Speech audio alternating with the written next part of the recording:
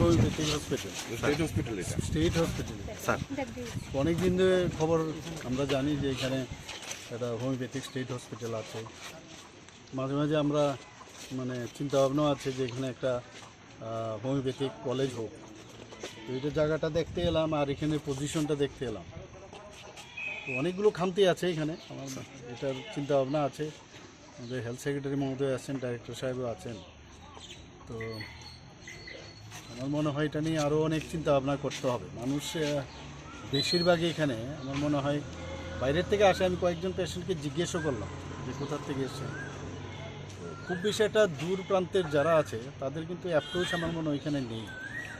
তো এটা নিয়ে আমরা চিন্তা ভাবনা করছি যাতে এই যে এটা মানে সায়েন্টিফিক একটা ট্রিটমেন্ট, সেটা তো মানুষ তার সুবিধা পায়। এটা কিভাবে পাওয়া যায় এর জন্যই মানে এখানে